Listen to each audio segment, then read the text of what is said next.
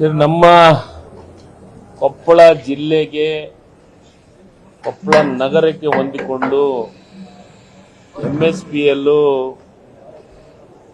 ಉಕ್ಕಿನ ಕಾರ್ಖಾನೆ ಮಾಡಬೇಕು ಅಂತ ಈಗಾಗಲೇ ಅದರ ಬಗ್ಗೆ ನಮ್ಮ ಜಿಲ್ಲೆಯ ಎಲ್ಲ ಜನಪ್ರತಿನಿಧಿಗಳು ಮತ್ತು ನಮ್ಮ ಜಿಲ್ಲೆಯ ರೈತ ಮುಖಂಡರು, ನಮ್ಮ ಜಿಲ್ಲೆಯ ಕೆಲವೊಂದು ಸಂಘ ಸಂಸ್ಥೆಗಳು 24ನೇ ತಾರೀಕಿನಂದು ಪ್ರತಿಭಟನೆಯನ್ನ ಮಾಡಿದ್ವು. ಆ ಒಂದು ಉದ್ದೇಶಕ್ಕೋಸ್ಕರ ಅದರ ಜೊತೆಗೆ ನಮ್ಮ ಗವಿಸಿದ್ದೇಶ್ವರ ಶ್ರೀಗಳು ಅದರಲ್ಲಿ ಪಾಲ್ಗೊಂಡು ರೈತರಿಗೆ, ಸಾಮಾನ್ಯ ಜನರಿಗೆ ಬಹಳ ತೊಂದರೆ ಆಗ್ತಾ ಇದೆ ಫ್ಯಾಕ್ಟರಿಯಿಂದ ಅಂತ ಸರ್ಕಾರಕ್ಕೆ ಮನವಿಯನ್ನು ಕೊಟ್ಟಿದ್ರು.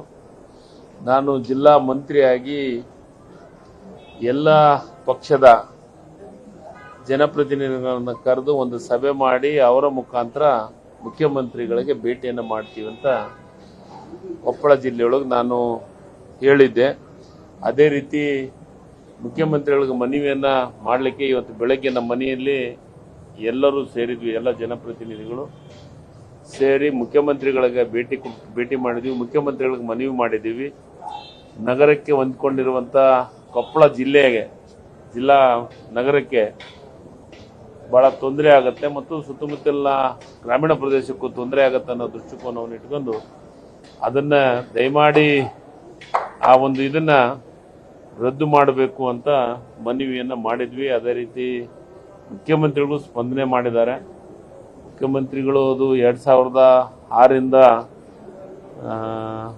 ಭೂಮಿಯನ್ನು ಖರೀದಿ ಮಾಡುವಂಥ ಕೆಲಸ ಆಗಿದೆ. ಅದಕ್ಕೆ ನಾನು ಸಂಬಂಧಪಟ್ಟಂತ ಚೀಫ್ ಸೆಕ್ರೆಟರಿ ಅವರಿಗೂ ಅಲ್ಲೇ ಇದ್ರು, ಚೀಫ್ ಸೆಕ್ರೆಟರಿ ಮತ್ತು ಇಲಾಖೆ ಮಂತ್ರಿಗಳಂತ MB ಪಾಟೀಲ್ರಿಗೆ ನಾನು ಮಾತಾಡ್ತೀನಿ, ಅದನ್ನ ಪುನಃ ಅದನ್ನು ಸಭೆ ಮಾಡಿ ಒಂದು ನಿರ್ಧಾರ ತಗೊಳ್ಳೋಣ ಅಂತ ಹೇಳಿದ್ದಾರೆ. ಕೊಪ್ಪಳದ ಜನತೆ ನಿಮಗೆ ಗೊತ್ತಿದೆ, ಸ್ವಾಮೀಜಿಗಳ ಸಮೇತ ಈಗ ಬೀದಿಗಿಳಿದಿದ್ದಾರೆ, ಪ್ರತಿಭಟನೆಗಳನ್ನು ಮಾಡ್ತಿದ್ದಾರೆ. ಇದು ಯಾರ ಮುಲಾಜಿಗೂ ಬೀಳೋ ಪ್ರಶ್ನೆ ಇಲ್ಲ.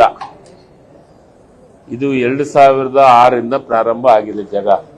ರೈತರೇ ಅದನ್ನು ಭೂಮಿ ಕೊಡುವಂತ ಕೆಲಸವನ್ನು ಮಾಡಿದ್ದಾರೆ.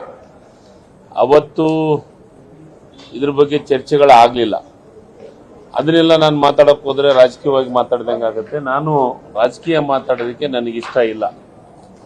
ನನ್ನ ಆಸೆ ಏನು ಅಂದ್ರೆ ನಾವೆಲ್ಲರೂ ಒಂದಾಗಿ ಇಡೀ ಜಿಲ್ಲಾ ಜನಪ್ರತಿನಿಧಿಗಳು, ಕಾಂಗ್ರೆಸ್ಸು, ಬಿಜೆಪಿ, JDS ಎಲ್ಲರೂ ಒಗ್ಗಟ್ಟಾಗಿವಿ ಮತ್ತು ಎಲ್ಲ ಸಂಘ ಸಂಸ್ಥೆಗಳು ಮತ್ತು ನಾವು ನಂಬಿದಂತ ಗವಿಮಠದ ಶ್ರೀಗಳು ಇದಕ್ಕೆ ಬೆಂಬಲವನ್ನು ವ್ಯಕ್ತಪಡ್ತಾರೆ.